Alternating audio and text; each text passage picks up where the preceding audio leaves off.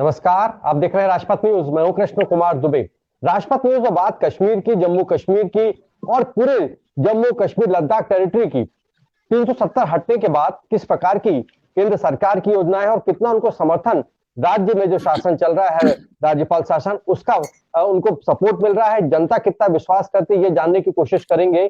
केंद्र सरकार की औद्योगिक नीति जो है जम्मू कश्मीर को लेकर के, पूरे तीनों टेरिटरी को लेकर के क्या नीति है, उसकी चर्चा की जाएगी राजपथ न्यूज में। तो मैं एक छोटी सी रिपोर्ट दिखाता हूं कि कश्मीर की अभी तक की उद्योग नीति को लेकर के, डेवलपमेंट को लेकर के, विकास को लेकर के केंद्र सरकार की क्या योजनाएं हैं और वहां का फर्क क्या पड़ रहा है। क्योंकि गुलाम नबी आजाद ने 2 दिन पहले यह बयान दिया था कि केंद्र की सरकार लाख दावे करे, लाख वादे करे, लाख एक कमिटमेंट करे जम्मू कश्मीर की जनता से, लेकिन सारे विकास सिर्फ कागजों पर आधारित है, उनको कोई विकास वहां देखने को नहीं मिल रहा था। गुलाम नबी आजाद साहब, मैं फयाज भट्ट साहब के पास बाद में चलूंगा। मैं सीधे जो है इंजीनियर मुजफ्फर डार साहब के पास चलता हूं, जो हमारे साथ जुड़े हुए हैं। मुजफ्फर साहब, आपको लगता है कि जो औद्योगिक नीति केंद्र सरकार ने बनाई है उससे कश्मीर में डेवलपमेंट आपको देखने को मिलेगा? देखिए, डेवलपमेंट के हवाले से अगर हम बात करें, अभी तक जब से एब्रोगेशन हुआ है, जब से आर्टिकल 370 एंड 45A एब्रोगेट किया गया, तब से आज तक मैं बात करूं डेवलपमेंट तो मेरे ख्याल से जीरो है। क्योंकि देखिए, कहना तो आसान है, कहने और करने में बहुत फर्क है। और मुझ में और एक प्रॉब्लम है, कहता हूं वही बात, समझता हूं जिससे हक, कि मैं जहरे हिला हिल को कभी कह ना सका कंद। क्योंकि सच्ची बात हमेशा रखनी चाहिए जो ग्राउंड लेवल पे हो। तो देखिए, करने और कहने में बहुत फर्क है। अगर हम लोगों से मिले, जहां गांवों में हम जाए, सिटियों की सड़कें हम देखें, तो मेरे ख्याल से डेवलपमेंट जीरो है। अभी आपने गुलाम नबी आजाद साहब की बात कही कि उन्होंने कहा, बिल्कुल मैं इत्तेफाक करता हूं उनके कहने से, बिल्कुल जीरो है। तो आप मुझे बताइए, कागजी सिर्फ ये घोड़े दौड़ाते हैं, बाकी डेवलपमेंट अगर मैं बात करूं, यहाँ के जितने भी हमारे रोड्स है और भी कुछ है, जैसे कि वाटर है, हमारा पीने का पानी है, और हमारी जो बिजली है, मेरे ख्याल से वैसी के वैसी है, अभी भी है। उसमें कोई 5% भी कुछ बढ़ावा नहीं हुआ है। जी, वैसे आप तो सामाजिक एक्टिविस्ट हैं डार साहब। बिल्कुल, देखिए, अनम्यूट कर लीजिए, बिल्कुल। अगर आप मुझसे पूछ रहे हैं, बाहर से जितने भी मतलब इंडस्ट्रियलिस्ट आएंगे, तो उससे तो यहाँ का पूरा जो बेरोजगारी है उस पर किसी हद तक काबू पाया जा सकता है। देखिए, उसमें उनको जो इंडस्ट्रियां लगानी है, उसमें बहुत टाइम दरकार है, यानी कि बहुत टाइम चाहिए उसके लिए। अभी जितना भी हमारे पास यूथ है, जो यूथ हमारे पास अभी बेरोजगार है, जो बेरोजगार बैठे हैं, तो मुझे आप ये बताइए, ये इमीडिएट ट्रीटमेंट नहीं है उनके लिए कि आप अभी वेट करेंगे कब ऐसे हालात होंगे? तो ये वो चीज नहीं, ये पेट का मसला है, आप तो इसके लिए वेट नहीं करा सकते हैं। मुझे इमीडिएट एक्शन चाहिए। देखिए, बिल्कुल। मैं कोल साहब से भी कहना चाहता हूं, इनके एक्सपीरियंस बहुत होगी, अल्हम्दुलिल्लाह अच्छे पोस्ट पे रह चुके हैं, तो मैं तो इनके सामने कुछ हूं ही नहीं। तो लेकिन मैंने दुबई में भी काम किया है, मैं फॉरेन में भी रह चुका हूं। तो ये एक टाइम फ्रेम होना चाहिए गवर्नमेंट को, अपने आप को, वो सिस्टम जो है गवर्नमेंट का जो रहा है, वो सिस्टम चेंज करने की जरूरत है। जैसे कि कोई हमारा प्रोजेक्ट होता है, तो उसमें तरह तरह की दुश्वारियां आती है, वो सारा एकदम एक साथ मतलब सालों करके उसको टाइम फ्रेम की जरूरत होती है। जैसे कि ये प्रोजेक्ट 2 साल में होना चाहिए। जैसे कि मैंने बहुत सारे प्रोजेक्ट्स देखे हैं, जैसे कि जब मैं फर्स्ट टाइम दुबई चला गया, तो मैं जिस प्रोजेक्ट में गया, तो आप यकीन नहीं करेंगे, मुझे लगा कि ये 20-30 साल का प्रोजेक्ट है, इतना कुछ मैंने वहां देखा। तो जब मैंने फिर वहां के डॉक्यूमेंट्स देखे, वो खाली 4 साल का प्रोजेक्ट था, खाली 5 साल में उनको वो कंप्लीट करना था। और उसमें कुछ हालात के कारण वहां कुछ हुआ था, तो वो डिले हुआ था। तो डिले में उनको पर डे उनका 1 लाख दिरहम उनका पेनल्टी लगता था। तो ये इस टाइम तक ये कंप्लीट क्यों नहीं हुआ?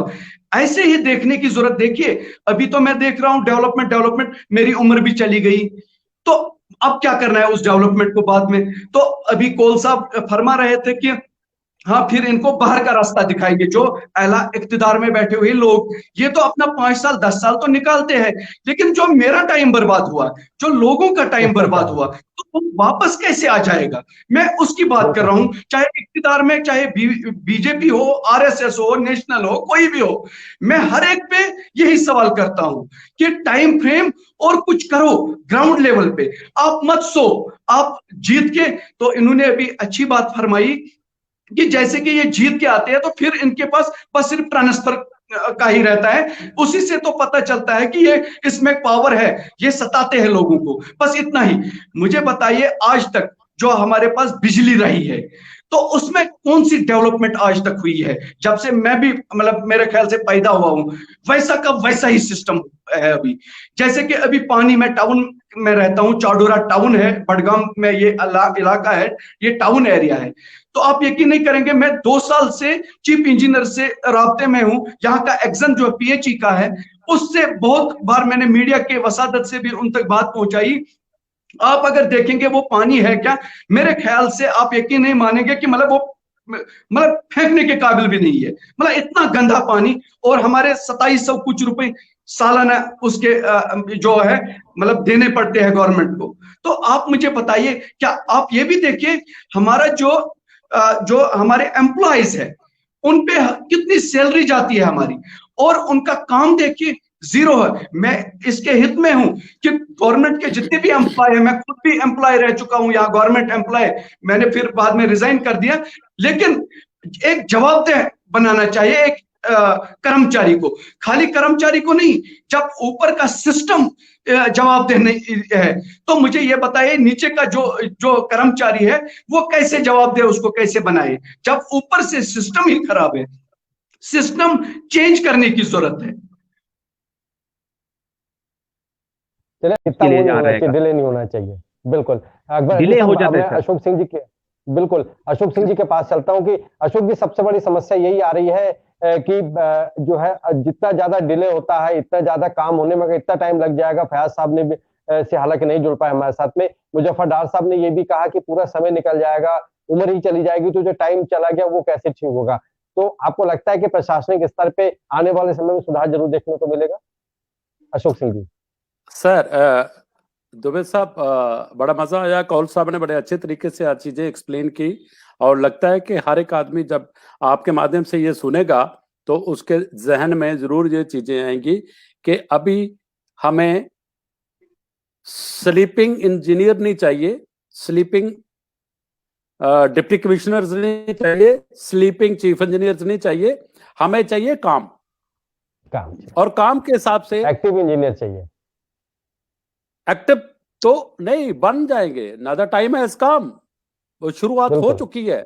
मैं अभी बात करूंगा, मेरे फ्रेटर्निटी के इंजीनियर मुजफ्फर जी ने बोला कि हमारे घर में हमारे गांव में चडूरा में पानी नहीं है वो पीने का, जो और उसमें बड़ा डर्टी वाटर है। तो मैंने एक्जिन को बोला, चीफ इंजीनियर को बोला, मुजफ्फर साहब अगर आप कल उनसे बात करते हैं तो जल जीवन मिशन हमारा एक पीएचई में शुरू हो चुका है, जो इस फाइनेंशियल ईयर से, यानी कि नेक्स्ट जो हमारा अप्रैल है, अप्रैल के बाद जल जीवन मिशन के तहत पूरी स्टेट कवर्ड है। उसके बावजूद भी अगर ये गंदा पानी पिला रहे हैं, kindly tell your executive engineer, और I will talk to that executive engineer tomorrow. मैं कहाँ डिवीजन कहाँ पे है इनका? ये चाडोरा डिवीजन है, PHE Chadoora division, PHE Chadoora. मैं आपको ये आश्वासन दिलाता हूं, और आप मुझे ना एक इसका एरिया बता दीजिए, आपको कौन से एरिया में प्रॉब्लम है? ये टाउन में है, टाउन में प्रॉपर टाउन में। जो भी कंसर्न एग्जीक्यूटिव इंजीनियर हैं, और I can talk to chief engineer also, I will talk to the gentleman, कि अगर इस किस्म की सिचुएशन आज की डेट में भी है कि हमें गंदा पानी पीने को मिल रहा है, तो मुझे लगता है इससे वर्स कंडीशन हमारी और हमारे कंट्री की और हमारे यूटी की कोई नहीं है। लेकिन ये मैं बता दूं कि इतनी स्कीमें बन चुकी हैं और जल जीवन मिशन के तहत इतना सा फंडिंग सेंटर से आ चुकी है, ये नहीं है कि आनी है, आ चुकी है कि कोई भी विलेज जो है वो हर घर में नल इन्होंने प्रोवाइड करना है, come but pay. As far as funds are concern, there is no constraint of funds. अगर नालायकी कहीं पे है तो जैसे मूसा साहब ने बोला कि हाँ जी वो डीसी साहब मुझे 4 बार लेटर भेजा और मुझे वापस आना। बिल्कुल डॉक्टर साहब, अगले सर, एपिसोड में मिलते हैं हम लोग। अकबर हैदरी साहब, आपकी भी अनुमति चाहूंगा मैं, और मूसा साहब आपकी भी चाहूंगा। अशोक जी, हम लोग नए एपिसोड में, नए जो जब भी बैठते हैं, 2 दिन में 1 दिन में जब भी बैठते हैं, तो हम लोग यही स्मार्ट सिटीज के जो है, जो जम्मू कश्मीर की जो पॉलिसी आई है इस पे, और दूसरे राज्यों के स्मार्ट सिटीज का जो परिकल्पना है उसको जोड़ते हुए हम लोग आगे बढ़ेंगे। आप लोगों का बहुत बहुत धन्यवाद राष्ट्रपति न्यूज़ जोड़ने के लिए। राष्ट्रपति न्यूज़ की जो खबरें आपको अच्छी लगती है उन्हें ज्यादा शेयर करिए। मुझे इजाजत दीजिए, लेकिन आप राष्ट्रपति न्यूज़ जरूर देखते रहिए।